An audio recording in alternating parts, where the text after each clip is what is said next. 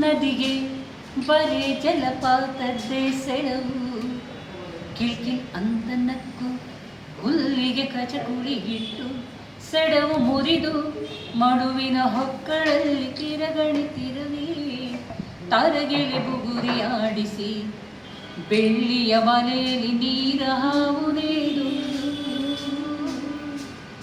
ಬೆಳ್ಳಿಯ ಬಲೆಯಲ್ಲಿ ನೀರ ಹಾವುನೇದು, ಬಿದಿರು ಎಲೆಗಳ ಪಾಚಿ ಚಾಚಿದ ರತ್ನಗಂಬಳಿಯ ಮೇಲೆ, ಬಿದಿರು ಎಲೆಗಳ ಪಾಚಿ ಚಾಚಿದ ರತ್ನಗಂಬಳಿಯ ಮೇಲೆ ಕಪ್ಪೆ ಹಾರಿಸಿ ಕುಣಿದು ಕುಪ್ಪಳಿಸಿ, ಕಪ್ಪೆ ಹಾರಿಸಿ ಕುಣಿದು ಕುಪ್ಪಳಿಸಿ ಹಾರಿ ಹಾರಿ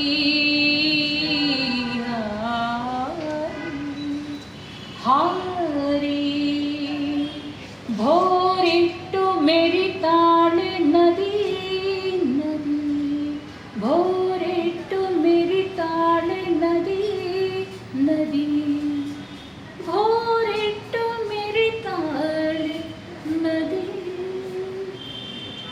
ಗೊಂಬೆಯ ಬಿದರು ಗೊಂಬೆಗೆ ಮಾತ್ರ ತಲೆಯ ಗಡಿಗೆಯ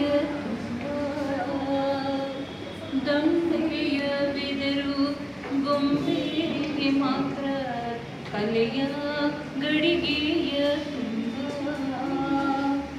ಮಾಸಿನ ಮೈ ನೆನಪಿನ ಗಾಯ, ಮಾಸಿದ ಮುಖ ಮೈ ತುಂಬ ನೆನಪಿನ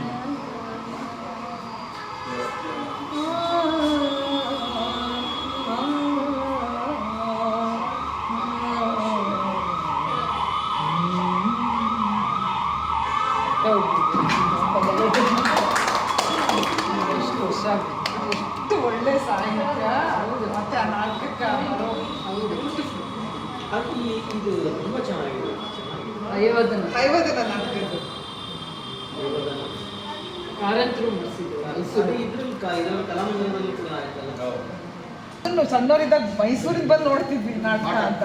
ಸೊ ಆಗ ಸಂಖ್ಯಾಪಾಳ್ಯ, ಜೋಕುಮಾರ್ ಸ್ವಾಮಿ, ದೊಡ್ಡ ಪ್ರೊಡಕ್ಷನ್ಸ್ ಅವೆಲ್ಲ. ಶಿವಪ್ರಕಾಶ್ ಹೇಳ್ತಾ ಇದ್ದಾರೆ ತುಂಬ ಚೆನ್ನಾಗಿತ್ತು.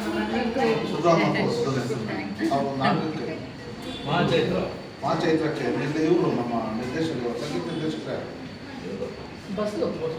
ಸಂಗೀತ ನಿರ್ದೇಶಕರು ಬೆಂಗಳೂರು ಮಹಾನಗರಕ್ಕೆ ಬಜೆಟ್ ಪ್ರಸ್ತಾಪ ಮಾಡಿ ಹೋಗಿದ್ದಾರೆ. ಹೌದೌದು. ಅರೆ ಇವತ್ತು ಅವನ್ನ ಜಯರಾಮನ್ ಹೆಸರು ತಗೊಂಡ್ರಪ್ಪ. ಬಜೆಟ್ ಅಲ್ಲಿ ನಮ್ಮ ನೆಚ್ಚಿನ ಕನ್ನಡ ಕವಿ ಶಿವಪ್ರಕಾಶ್ ಸಂಜೆನ ಬಜೆಟ್ ಒಂದು ಯಾವುದೋ ಹೆಸರು ತಗೊಂಡ ಹೇಳೋದಕ್ಕೆ ಬರ್ತದೆ ಜಯರಾಮನ್ ಹೇಳಿ ಚಂದ್ರು. ಅದು ಎಂಥ ಮ್ಯಾಜಿಕ್ ಆಯ್ತಂದ್ರೆ ಅದು ಸಂಪೂರ್ಣ ಅಲ್ಲಿ ನಾರ್ತ್ ಇಂಡಿಯಾದ ಇದು ಬಜೆಟ್ ಇದ್ದಿದ್ದೆ. ಹೂವಿನ ನಗರ, ಹೂವಿನ ನಗರ, ಹೇಗಿವೆ ನಿನ್ನ ಪಾಯಖಾನೆಗಳು, ಮತ್ತೆ ಉದ್ಯಾನದ ನಗರ, ವನದ ನಗರ, ಆ ಥರ ಇದೆ. ಅದು ಹಾಕೊಂಡ್ರೆ ಇಂಗ್ಲೀಷ್ ಬುಕ್. ಎಸ್. ಆಮೇಲೆ ಅದು ಎಂಡಕತೆ ಹೇಗೆ ಗೊತ್ತಾ ಕವಿತಾ, ಎಂಥದ್ದು ಬರುತ್ತೆ. ಆಸ್ಪತ್ರೆಗಳು, ಜೈಲುಗಳು, ಪಾಯಖಾನೆಗಳು ಇವೇ ನಿಮ್ಮ ಭವಿಷ್ಯದ ಎಂಥದ್ದು ಬರ್ತಾರೆ